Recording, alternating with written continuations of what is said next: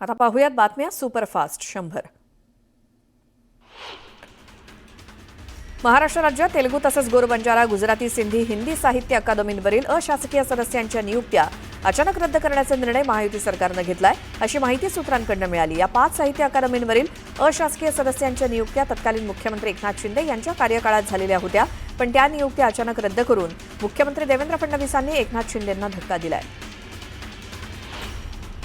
उद्धव ठाकरे केवळ मासे मटण खाण्यासाठी कोकणात येतात असा हल्लाबोल नारायण राणेंनी उद्धव ठाकरेंवर केला. त्यामुळे ते आले की हॉटेलमध्ये कोंबडी वडे मासे बंद ठेवायचे असं हॉटेल व्यावसायिकांना सांगितल्याचा टोला त्यांनी लगावला. काही मंडळी हिंदू धर्माची ठेकेदार बनण्याचा प्रयत्न करतायत, अशी टीका काँग्रेस नेत्या यशोमती ठाकूरांनी केली. आम्ही हिंदू आहोत, पण आमच्यासाठी संविधान महत्त्वाचं आहे, असं ठाकूर म्हणाल्या. ड्रग्ज आणि अंमली पदार्थांबाबत राज्याच्या मुख्यमंत्र्यांनी कडक भूमिका घेतली आहे. सिंधुदुर्ग जिल्ह्यातील ड्रग्ज आणि अंमली पदार्थांची तस्करी कमी करण्यासाठी यंत्रणा काम करतेय. ड्रग्ज माफियांविरोधात कडक कारवाई केली जाईल, कोणतीही तडजोड केली जाणार नाही, असा इशारा मंत्री नितेश राणेंनी दिलाय. प्रहारचे अध्यक्ष बच्चू कडू यांनी राहता तालुक्याच्या तहसीलदारांची भेट घेतली. शिर्डीमधील भिक्षेकरांच्या मृत्यूनंतर तहसीलदारांनी त्यांच्या कुटुंबियांची भेट घेतली नाही, यावरून बच्चू कडूंनी तहसीलदारांना जाब विचारला. दोषींवरती 8 दिवसात कारवाई झाली नाही तर आंदोलनाचा इशारा बच्चू कडूंनी दिला. हिंगोलीच्या येडूत गावातल्या आदिती सरकटे ही मुलगी छत्रपती संभाजीनगर इथल्या एमजीएम रुग्णालयामध्ये उपचार घेत होती. या रुग्णालयामध्ये प्रशासनाकडून रुग्णांची आर्थिक लूट होत असल्याचा आरोप आमदार संतोष बांगर यांनी केलाय. औषधांचे दर अधिक आकारले जात असल्याचं कुटुंबियांचं म्हणणं आहे. राज्याचे शालेय शिक्षण मंत्री दादा भुसे यांच्या अध्यक्षतेखाली धुळे जिल्ह्यातील शिक्षकांची आढावा बैठक पार पडली. ग्रामीण भागासह आदिवासी भागात नाविन्यपूर्ण उपक्रम राबवून शैक्षणिक गुणवत्ता वाढवणाऱ्या शिक्षकांची भुसेंनी संवाद साधला. राज्यातील शिक्षकांचं अशैक्षणिक काम कमी करण्यासाठी 15 दिवसात निर्णय घेणार, त्याबाबतच्या समितीनं आपला अहवाल शासनाकडे सुपूर्द केलाय. विद्यार्थ्यांना उन्हाळ्याचा त्रास होणार नाही याची काळजी घेऊनच पॅटच्या परीक्षा घेतल्या जातील, अशी माहिती शालेय शिक्षण मंत्री दादा भुसे यांनी दिली. उदयनराजेंच्या वक्तव्यावरती छगन भुजबळांनी प्रतिक्रिया दिली. उदयनराजे राजा आहेत, आम्ही प्रजा आहोत, आम्ही त्यांच्या विरोधात कसं बोलू शकतो, अशी प्रतिक्रिया भुजबळांनी दिली.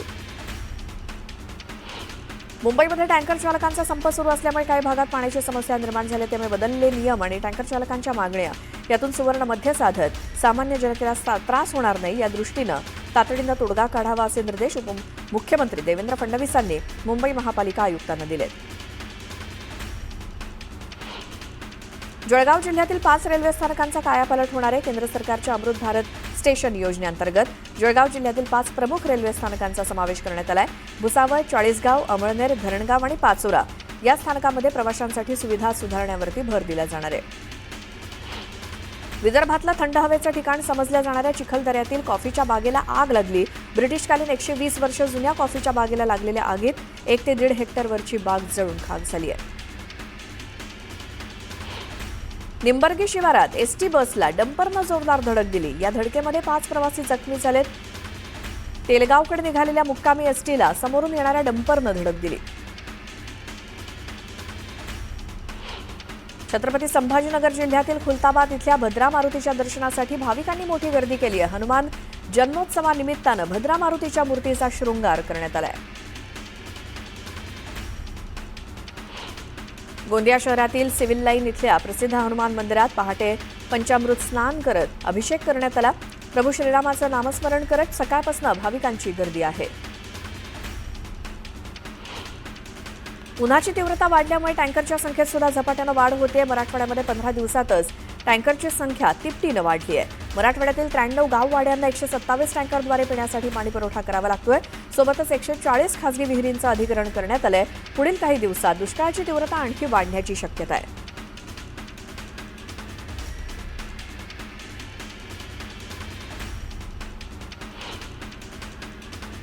शिरूर तालुक्यातल्या सणसवाडी इथे रुग्णवाहिका आणि दुचाकीचा भीषण अपघात झाला. अपघातात 2 जणांचा मृत्यू झाला तर इतर जखमींवरती उपचार सुरू आहेत.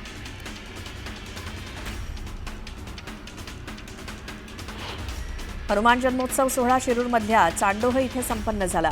जन्मोत्सव सोहळ्यासाठी सूर्योदयावेळी भाविकांनी मोठ्या संख्येनं गर्दी केली होती.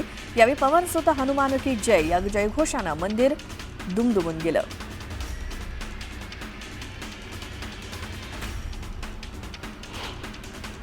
नाशिकच्या अंजनेरी इथे हनुमान जन्मोत्सव सोहळा पार पडतोय. पहाटेपासून भक्तांनी मंदिरात मोठी गर्दी केली आहे. हनुमानाला लाल मखमलीचा पोशाख आणि आकर्षक फेटा परिधान करण्यात आलाय. भारतीय राज्यघटनेचे शिल्पकार डॉक्टर बाबासाहेब आंबेडकर यांच्या जयंतीनिमित्तानं लातूर शहरामध्ये विविध उपक्रम राबवण्यात येत आहेत. डॉक्टर बाबासाहेब आंबेडकरांना अनोख्या पद्धतीनं अभिवादन करण्यासाठी सलग 18 तास अभ्यास हा उपक्रम राबवण्यात आला. लातूर शहरातील सिद्धार्थ बौद्ध विहार या ठिकाणी हा उपक्रम घेण्यात आला. आंबेगाव आणि जुन्नर तालुक्याच्या आदिवासी भागात तर गडचिरोलीपेक्षा भयंकर परिस्थिती आहे. इथे पाण्याचा प्रश्न सोडवण्यासाठी लवकरच आढावा बैठक बोलवणार अशी माहिती आदिवासी मंत्री अशोक उईके यांनी दिली. मुंबई ते नाशिकपर्यंतचा रेल्वे प्रवास आणखी गतिमान होणार आहे. मुंबई ते नाशिक दरम्यान सध्या अस्तित्वात असलेल्या रेल्वे मार्गावरती समांतर रेल्वे मार्गिका टाकण्यात येणार आहे. या महत्वाकांक्षी प्रकल्पासाठी 4,000 कोटी रुपयांचा प्राथमिक आराखडा तयार केल्याची माहिती रेल्वे प्रशासनानं दिली. प्रभादेवी रेल्वे स्थानकातील एल्फिन्स्टन पूल 15 एप्रिलपासून वाहतुकीसाठी बंद करण्याची तयारी यंत्रणांनी केली आहे. मात्र पूल बंद करण्याआधी इथली वाहतूक कुठे वळवावी, संभाव्य वाहतूक कोंडी कशी टाळावी याचं आव्हान वाहतूक पोलिसांसमोर आहे. पूर्वेकडनं पश्चिमेकडे जाण्यासाठी एल्फिन्स्टन पुलाला पर्यायी मार्ग असलेले करी रोड आणि दादरचा टिळक ब्रिज हे दोन्ही पर्याय अपुरे पडण्याची शक्यता आहे. धोकादायक इमारती भिवंडी शहरातल्या जटिल समस्या झाली आहे. शहरामध्ये 1444 इमारती धोकादायक असल्याची अधिकृत आकडेवारी आहे. पावसाळ्याच्या तोंडावर पालिकेकडनं अशा इमारती निर्मनुष्य करण्याच्या नोटिसा धाडल्या जातात. मात्र पुढे काहीच कार्यवाही होत नसल्यामुळे शेकडो कुटुंबियांचा जीव टांगणीला लागलाय. मुख्यमंत्री माझी लाडकी बहीण योजनेसाठी सोलापूर जिल्ह्यातील 11,09,478 महिलांनी अर्ज केले होते. त्यांना आधी 3 हप्ते मिळाले, पण आता निकषांच्या तंतोतंत पडताळणीमध्ये अपात्र ठरलेल्या लाडक्या बहिणींचा लाभ कायमचा बंद करण्यात येतोय. राज्य सरकारनं मुंबईतल्या रखडलेल्या 68 झोपडपट्टी पुनर्वसन योजना मार्गी लावण्याची जबाबदारी मुंबई महानगरपालिकेवरती सोपवली आहे. त्यानुसार महापालिकेला 50,000 झोपड्यांचं पुनर्वसन करावं लागणार आहे. त्यासाठी महापालिकेला 64 झोपडपट्टी पुनर्वसन योजनांसाठी विशेष नियोजन प्राधिकरणाचा दर्जा दिलाय. त्यामुळे आता 50,000 झोपड्यांच्या पुनर्वसनाला गती मिळणार आहे. मुंबई महानगर प्रदेशात सार्वजनिक वाहतुकीसाठी मुंबई एक हे एकल कार्ड लवकरच सुरू होणार असल्याचं मुख्यमंत्री देवेंद्र फडणवीसांनी सांगितलं. रेल्वे, मेट्रो, मोनो, बेस्टसह महामुंबईतील सर्व सार्वजनिक वाहतुकीतून एका तिकिटावरतीच प्रवास करता येईल अशा पद्धतीचा मुंबई वन कार्ड असणार आहे. देशातील 106 सर्वाधिक अविकसित जिल्ह्यांपैकी जवळजवळ त्यांच्या राज्याच्या सरासरीपेक्षा गरिबीत निम्म्या जिल्ह्यांमध्ये आर्थिक वर्ष 2015-16 आणि आर्थिक वर्ष 2020-21 दरम्यान जलद घट झाली आहे. नीती आयोगाच्या 2023 मधील गरिबी निर्देशांकाच्या अहवालानुसार 106 अविकसित जिल्ह्यांपैकी 46% जिल्ह्यांमध्ये गरिबीत जलद घट झाली आहे. मुंबईतील वाढत्या वाहतूक समस्यावरती ठोस उपाययोजना म्हणून पायाभूत सुविधांच्या विकासाला प्राधान्यक्रम देण्यात येतोय. त्या पार्श्वभूमीवर मुंबई महानगर प्रदेश विकास प्राधिकरणामार्फत ऑरेंज गेट ते मरीन ड्राईव्ह दरम्यान बोगदा प्रकल्प विकसित करण्यात येतोय. या प्रकल्पाच्या अंमलबजावणीसाठी आवश्यक त्या सर्व परवानगी आणि पूरक उपाययोजना करण्यात येत आहेत. ईस्टर्न फ्रीवे ते ग्रँट रोडमधील नाना चौकापर्यंत उड्डाणपूल बांधण्यास राज्य सरकारनं नकार दिल्याचं खात्रीलायकरित्या समजतंय. त्यामुळे मुंबई महापालिकेला हा प्रकल्प गुंडाळावा लागणार आहे. सुमारे 3,000 कोटी रुपये खर्चून हा उड्डाणपूल बांधण्यासाठी पालिकेनं कंत्राटदार सुद्धा नियुक्त केलाय. मुंबईच्या वैभवात भर घालणाऱ्या Malabar hill elevated nature trail या पर्यटन स्थळाला दररोज हजारो पर्यटक भेट देत आहेत. मात्र पर्यटकांना इथे तिकीट स्कॅन करताना अडचणी येत आहेत. तिकीट खिडकी बंद असल्यामुळे ऑनलाईन पद्धतीनं काढलेलं तिकीट आणि त्याचा QR कोड स्कॅन होण्यास तांत्रिक अडचणी येत असल्यामुळे गैरसोय होते. अंधेरी रेल्वे स्थानक परिसरातील अनेक रस्त्यावरची अतिक्रमणं महापालिकेनं पोलिसांच्या मदतीनं कायमची हटवली आहेत. त्यामुळे या परिसरानं मोकळा श्वास घेतलाय. मुंबईतील मिठी नदी आणि नाल्यांमधनं गाळ काढण्यासाठी पुढच्या 50 दिवसांचा नाला तसेच दिवसनिहाय नियोजन करावं आणि अधिकाऱ्यांनी सतत आपल्या परिसरातील नाल्यांना भेट देऊन कामांचा आढावा घ्यावा. त्याचसोबत पावसाळ्यात सुद्धा विविध प्राधिकरणांच्या संपर्कात राहावं अशा सूचना महापालिका आयुक्त भूषण गगराणी यांनी अधिकाऱ्यांना केल्या आहेत. दरम्यान 25 मार्चपासून नाले सफाई सुरू झाली असून आतापर्यंत 12% गाळ काढण्यात आलाय. मुंबईतील अभ्युदयनगर इथल्या म्हाडा वसाहतींच्या पुनर्वसन सदनिकेचं चटई क्षेत्र किमान 620 चौरस फूट प्रमाणे करून नव्यानं निविदा काढण्यात याव्यात. ही निविदा प्रक्रिया तातडीनं सुरू करण्याचे निर्देश मुख्यमंत्री देवेंद्र फडणवीसांनी दिले. ठाणे जिल्ह्याचं 2024-25 या वर्षातील विविध मार्गांनी जमा झालेलं महसुली उत्पन्न 1,699 कोटी रुपये होतं. मात्र जिल्ह्यामध्ये कर्मचाऱ्यांच्या वेतनापासून विविध विकास कामांवरती 34,048 कोटी 91 लाख 80,000 रुपये म्हणजेच उत्पन्नाच्या 20 पट निधी खर्च झालाय. त्यामुळे जिल्ह्याची आमदानी 98 आणि खर्चा रुपया अशी ऐश असल्याचं 31 मार्चच्या आर्थिक ताळेबंदातून उघड झालंय.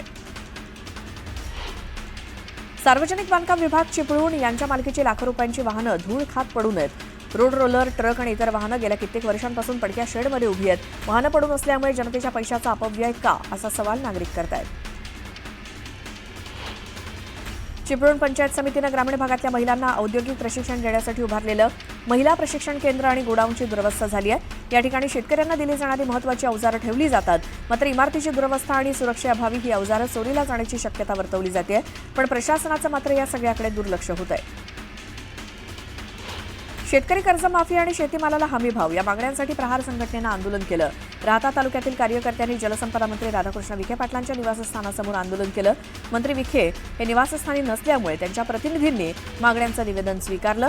यावेळी आंदोलकांनी शेतकरी कर्जमाफी झालीच पाहिजे अशा घोषणा दिल्या. प्रहार जनशक्तीच्या वतीनं धुळ्यामध्ये भाजपचे आमदार अनुप अग्रवाल यांच्या घराबाहेर टेंभा आंदोलन करण्यात आलं. यावेळी शेतकऱ्यांना कर्जमाफी देण्याची सरकारकडे मागणी करण्यात आली. विधानसभा निवडणुकीत आम्ही सत्तेत आल्यानंतर शेतकऱ्यांचा सातबारा कोरा करू असं आश्वासन सत्ताधाऱ्यांनी दिलं होतं. रत्नागिरी जिल्ह्यातील दापोलीतील प्रसिद्ध मारुती मंदिरात हजारो भाविकांच्या उपस्थितीत हनुमान जन्मोत्सव सोहळा पार पडला. मंदिरात आकर्षक रोषणाईनं सजवण्यात आलंय. दरवर्षी या मंदिरात हनुमान जयंतीचा सोहळा पार पडतो. पंचक्रोशीतील हजारो भाविक हनुमान जन्मोत्सव सोहळ्यात सहभागी होत असतात. शेतकरी कर्जमाफी सोबतच विविध मागण्यांसाठी प्रहार जनशक्ती पक्षानं वाशिमचे आमदार श्याम खोडे यांच्या घरावरती मशाल मोर्चा काढला. दरम्यान मागण्या मान्य न झाल्यास तीव्र आंदोलन करण्याचा इशारा कार्यकर्त्यांकडून देण्यात आलाय. भुसावळ शहरातील अष्टभुजा मंदिराच्या वतीनं चैत्र पौर्णिमेनिमित्तानं यात्रा महोत्सवाचं आयोजन करण्यात आलं. यात्रा महोत्सवानिमित्तानं परंपरेप्रमाणे 12 गाड्या ओढण्यात आल्या. या यात्रेची शेकडो वर्षांची परंपरा असून यात्रा महोत्सवात मोठ्या संख्येनं भाविक सहभागी होते. आगामी स्थानिक स्वराज्य संस्थांच्या निवडणुकांच्या पार्श्वभूमीवर धुळ्यामध्ये शिवसेनेच्या वतीनं कार्यकर्ता मेळावा आयोजित करण्यात आला होता. जनतेचा आशीर्वाद आमच्या पाठीशी असून कोणत्याही निवडणुकीला सामोरं जाताना विजय हा महायुतीचाच होईल असा विश्वास शालेय शिक्षण मंत्री दादा भुसेंनी व्यक्त केला. अमरावतीमध्ये शुक्रवारी प्रहार संघटनेचे शहराध्यक्ष यांच्या नेतृत्वात आमदार रवी राणा यांच्या घरासमोर मशाल आंदोलन करण्यात आलं. यावेळी स्वतः रवी राणा यांनी प्रहार संघटनेच्या मागण्यांचं निवेदन स्वीकारलं. यावेळी प्रतिक्रिया देताना बच्चू कडूंना उशिरा जाग आली तरी पण त्यांच्या सोबत मी असा टोला रवी राणा यांनी लगावला.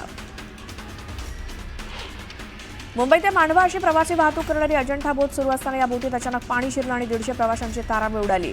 परंतु प्रसंगावधानानं दुसऱ्या प्रवाशी बोटीच्या सहाय्यानं या 150 प्रवाशांना सुखरूप बाहेर काढून मोठा अनर्थ टळला. रत्नागिरी जिल्ह्यातील कर्दे समुद्रकिनारी बैलगाड्या शर्यतीचा थरार बघायला मिळाला. शर्यत बघण्यासाठी पर्यटकांसोबतच स्थानिकांनी मोठ्या प्रमाणात गर्दी केली होती. या बैलगाडा शर्यतीत प्रथम क्रमांक सुबोध बोरकर पाळंदे यांनी पटकावला. धाराशिवमध्ये चैत्र पौर्णिमा यात्रा तुळजाभवानीच्या दर्शनात मंदिर संस्थांकडून मोठा बदल करण्यात आलाय. तुळजाभवानीचं दर्शन शहाजीराजे मुख्य महाद्वारातून बंद राहणार असून बिडकर पायऱ्यामार्गे दर्शन दिलं जाणार आहे. चैत्र पौर्णिमा यात्रेसाठी होणारी वाढती गर्दी पाहता खबरदारी म्हणून शुक्रवारपासून शहाजीराजे मुख्य महाद्वार बंद करण्यात आलंय. खेड तालुक्यातल्या कुळवंडीमध्ये हनुमान मंदिरासमोर असलेल्या भल्या मोठ्या वडाच्या झाडाला मध्यरात्री अचानक आग लागली. आग इतकी मोठी होती की आजूबाजूच्या अनेक घरांना याची धग बसली. या आगीमध्ये वडाचं झाड जळून भस्मसात झालंय. आमदार शरद सोनावणे यांनी आदिवासी मेळाव्यातनं शरद पवारांवरती टीका केली. शरद पवारांच्या मागे तुम्ही 65 वर्ष घालवली. त्या शरद पवारांकडनं आदिवासी समाजाला काय मिळालं असा सवाल शरद सोनावणेंनी विचारला. त्यांनी खोटं वागायचं आणि तुम्ही साथ द्यायची असं म्हणत सोनावणेंनी शरद पवारांवरती निशाणा साधला. आष्टी तालुक्यातील हातोलामध्ये पवनसूत हनुमानाचा जन्मोत्सव सोहळा मोठ्या थाटात पार पडला. सूर्य उगवण्याच्या अगोदर पैठण गोदावरीचं इथून पाणी आणून तरुणांनी हनुमानाला जलाभिषेक घातला. आजच्या चैत्र पौर्णिमेच्या दिवशी हा सोहळा बघण्यासाठी हजारो लोक गर्दी करत असतात. कराडच्या 150 वर्ष जुन्या ब्रिटिशकालीन कोयना पुलाच्या जागी नवा 4 पदरी पूल उभारला जाणार आहे. आमदार डॉक्टर अतुल भोसले यांच्या प्रयत्नांमुळे या नव्या कोयना पुलासाठी 50 कोटींचा निधी मंजूर झालाय. या ठिकाणी पूल बांधणी सर्वेक्षणाला सुरुवात झाली आहे. लातूर जिल्ह्यातील माकडीथोर या गावातील मारुती मंदिर महाराष्ट्रासह कर्नाटक राज्यात सुद्धा प्रसिद्ध आहे. नवसाला पावणारा मारुती असं माकडीथोरच्या या मंदिराची प्रचिती आहे. आणि या मंदिराच्या प्रसादाच्या आराधनेसाठी पुढील 15 वर्षांच्या तारखा बुक झालेल्या आहेत। आज हनुमान जयंती दिनी इथे हजारो भाविकांनी मोठी गर्दी केली आहे। छत्रपती संभाजीनगरमध्ये एक विकृत रस्त्यावरनं पायी जाणाऱ्या महिला आणि तरुणींना आक्षेपार्हरित्या स्पर्श करून पसार होत असल्याचं समोर आलंय। 15 दिवसांपासून सातत्यानं हे प्रकार घडतायत, त्यामुळे वेदांत नगर उस्मानपुऱ्यात महिला आणि तरुणींमध्ये भीतीचं वातावरण आहे। शेतकरी कर्जमाफीसह विविध मागण्यांसाठी प्रहार संघटनेनं इस्लामपूर आणि शिराळामध्ये टेंभा आंदोलन केलं। आंदोलनाच्या पार्श्वभूमीवर सांगलीतल्या आमदारांच्या घरासमोर मोठा पोलीस बंदोबस्त तैनात ठेवण्यात आला। पुसद शहरातील विविध ठिकाणी नाल्यातील कचरा काढून तो रस्त्यावरती टाकल्यामुळे मोठ्या प्रमाणात कचरा साचला। या कचऱ्यामुळे दुर्गंधी पसरली आहे। परिसरातील नागरिकांचं आरोग्य धोक्यात आलंय। शिवाय रस्त्यावरील कचरा वाहतुकीत सुद्धा अडथळा ठरतोय।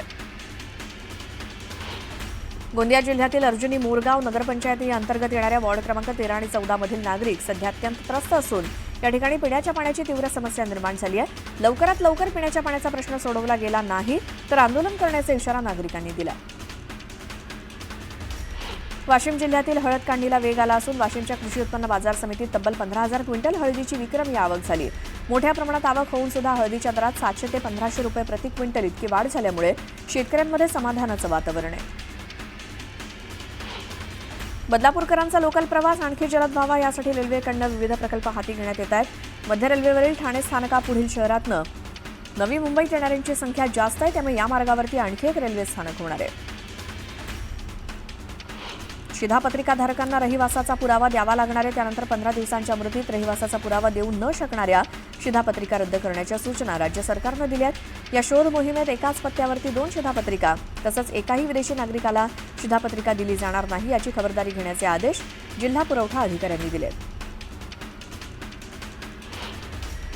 विरोधाच्या पार्श्वभूमीवर राष्ट्रीय स्वयंसेवक संघ मैदानात उतरलाय। संघाचे स्वयंसेवक आता लोकांमध्ये जनजागृती करणार आहेत।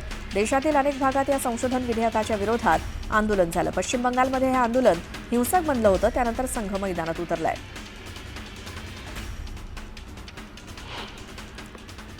एक मोठी बातमी, पश्चिम रेल्वेनं माहीम आणि वांद्रे स्थानकादरम्यान 2 दिवस रात्रकालीन ब्लॉक घेतला होता।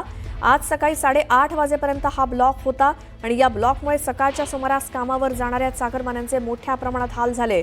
लोकल 8:30 नंतर असल्यामुळे दादर स्थानकात मोठी गर्दी झाल्याचं बघायला मिळालं।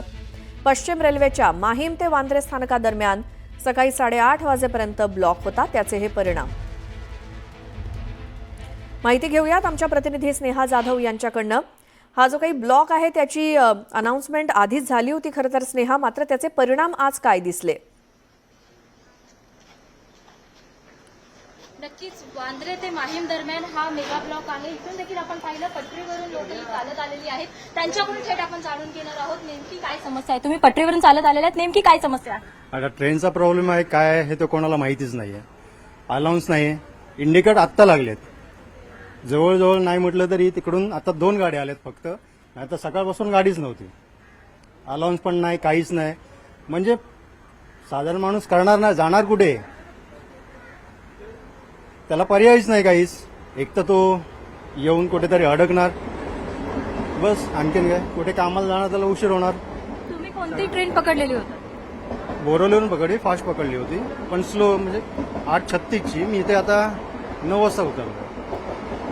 या दरम्यान गर्दी देखील होती ट्रेनमध्ये? गर्दी नव्हती एवढी, पण स्लोला गर्दी आहे खूप। थँक्यू। तुम्ही कोणती ट्रेन पकडलेली होती? रस्त्यात तुम्ही पटरीद्वारे चालत आलेला आहात, काय सांगाल? आता आपण बसल तर यांनी काल सांगायला आधी अनाउन्समेंट मला वाटतं केलं होतं की काय माहीत नाही, पण त्यांनी आधी सांगायला पाहिजे होतं की ट्रेन लेट आहेत किंवा कॅन्सल केलेत, की आपल्याला सांगितलं असतं तर पब्लिक नाही किंवा आधी काहीतरी कामावर वगैरे त्यांनी ऍडजस्टमेंट केलं असतं की आपल्याला सुट्टी दिली असती किंवा काहीतरी केलं असतं, पण या लोकांनी आधी काही सांगितलेच नाही त्याच्यामुळे। आपण पाहिलं तर ही मंडळी जी आहे ती पटरीवरून चालत आलेली आहेत, कारण दादर ते चर्चगेट दरम्यान ज्या लोअरपरेल, प्रभादेवी, महालक्ष्मी या ठिकाणी स्लो ट्रेन देखील थांबत नाहीयेत, म्हणून या प्रवाशांना रिटर्नचा प्रवास करत या पटरीतून चालत यावं लागतंय। मेगा ब्लॉकला सुरुवात झालेली शुक्रवारपासून सुरुवात झालेली आहे आणि हा मेगा ब्लॉक वांद्रे ते माहीम दरम्यान ते मिठी नदीच्या पुलाचे काम सुरू आहे, त्या दरम्यान हा जम्बो मेगा ब्लॉक घेण्यात आलेला आहे आणि त्याच अनुषंगाने प्रवाशांचे प्रचंड हाल होत आहेत। प्रवाशांचं हेच म्हणणं आहे, अगोदर काही काही कल्पना दिलेली नव्हती आणि अचानक हे सर्व होत आहे. काही प्रवासी हे देखील म्हणत आहेत की प्लॅटफॉर्मवरती काही अनाउन्समेंट देखील होत नाही, त्यामुळे काहीच कळत नाहीये आणि आम्हाला एवढा पटरीतून प्रवास करत पुढे वाट काढत यावं लागतंय आणि कामाच्या ठिकाणी पोहोचण्यासाठी देखील बराच बरं. विलंब होत आहे. त्याच अनुषंगाने आपण जर पाहिलं तर स्लो ट्रेनमध्ये देखील याच कारणामुळे मोठी गर्दी होत असल्याचं पाहायला मिळत आहे. स्नेहा, या माहितीसाठी धन्यवाद. कदाचित उद्या सुद्धा हीच परिस्थिती असू शकते, त्यामुळे त्या परिस्थितीला त्या विचार करूनच लोकांनी बाहेर पडावं असं आवाहन आपण करू शकतो. आता पुन्हा पाहूयात बातम्या सुपरफास्ट. मुंबईकरांचा दैनंदिन प्रवास सुकर करणाऱ्या 2 मोठ्या घोषणा करण्यात आल्या आहेत. मुंबईकरांच्या सेवेत 238 एसी लोकल लवकरच दाखल होणार असल्याची घोषणा रेल्वेमंत्री अश्विनी वैष्णव यांनी केली. तर मुख्यमंत्री देवेंद्र फडणवीस यांनी मुंबई वन कार्ड हे मल्टीमोडल स्मार्ट कार्ड महिनाभरात प्रवाशांना उपलब्ध होणार असल्याची माहिती दिली. राज्यातील प्राथमिक, माध्यमिक, उच्च माध्यमिक आणि कला अध्यापक विद्यालयातील सेवेला 12 ते 24 वर्ष 12 आणि 24 वर्ष पूर्ण झालेल्या शिक्षकांना आता निवड आणि वरिष्ठ वेतन श्रेणी मिळणार आहे.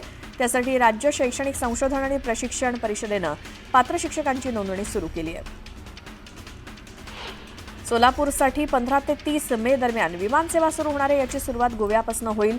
नंतर मुंबईला सुद्धा विमानसेवा सुरू होईल असं आश्वासन जिल्हाधिकारी कुमार आशीर्वाद यांनी दिलंय. विमानसेवेमुळे सोलापुरात उद्योग, गुंतवणूक आणि आयटी पार्क उभारणीला वेग येईल असं देखील जिल्हाधिकारी म्हणाले. पुण्याच्या कात्रज परिसरातील आगम मंदिर येथे मुख्य दाब जलवाहिनीमधनं होणारी गळती थांबवण्याचं काम करण्यासाठी आणि राजमाता भुयारी मार्ग इथे स्थापत्यविषयक कामं केली जाणार आहेत. त्यासाठी 17 एप्रिल रोजी कात्रज परिसरातील पाणी पुरवठा बंद असणार आहे. महाराष्ट्र राज्य माध्यमिक आणि उच्च माध्यमिक शिक्षण मंडळातर्फे जुलै-ऑगस्ट 2025 मध्ये घेतल्या जाणाऱ्या 10वी-12वीच्या पुरवणी परीक्षेसाठी नव्या खासगी विद्यार्थ्यांना संधी देण्याचा निर्णय घेण्यात आला आहे. शैक्षणिक वर्ष वाया जाऊ नये या दृष्टीनं नव्या खासगी विद्यार्थ्यांना सुद्धा परीक्षा देण्याची संधी दिली जाणार आहे. नक्षलवाद रोखण्यासाठी केंद्र आणि राज्य सरकारांनी एकत्रितपणे प्रयत्न केले असून आता या प्रयत्नांना यश मिळत असल्याचं समोर येत आहे. पुढील वर्षी 31 मार्च 2026 पर्यंत देशातनं नक्षलवादाचं पूर्णपणे निर्मूलन करण्याचा निर्धार मोदी सरकारनं केला आहे. पुण्यातील सार्वजनिक वाहतुकीसाठी पीएमपी बसनं आणखी एक महत्त्वाचं पाऊल उचललंय. लवकरच पीएमपी बसमध्ये एआय आधारित कॅमेऱ्यांचा वापर केला जाणार आहे. या प्रस्तावाला मंजुरी मिळाल्यास पीएमपी एआयचा वापर करणारी देशातील पहिली प्रवासी वाहतूक संस्था असेल. दख्खनचा राजा ज्योतिबाच्या यात्रेला आजपासून सुरुवात होते. या यात्रेचा आज मुख्य दिवस असून मंदिर परिसरात बांधलेल्या नव्या दर्शन मंडपातनं भाविकांनी रांग लावलेली आहे. संपूर्ण यात्रेवर 115हून अधिक सीसीटीव्ही कॅमेऱ्यांद्वारे लक्ष ठेवलं जात आहे. मुंबईतल्या नागरिकांना उन्हाळ्यात पाणी टंचाईचा सामना करावा लागू नये याची काळजी घेण्याची सूचना मुख्यमंत्री देवेंद्र फडणवीसांनी केली आहे. पालिकेनं विहीर मालकांना बजावलेल्या नोटिसांना 15 जूनपर्यंत आयुक्त भूषण गगराणी यांनी स्थगिती दिली आहे. तर केंद्रीय भूजल प्राधिकरण यांनी नवीन नियमावली लागू केली आहे. आर्थिक तंगीमुळे आणि पगार कपात झाल्यामुळे आलेल्या एसटी महामंडळाला राज्य सरकारनं 120 कोटींचा निधी दिलाय. यातून एसटी महामंडळानं आपला खर्च भागवण्याची सूचना शासनानं केली आहे.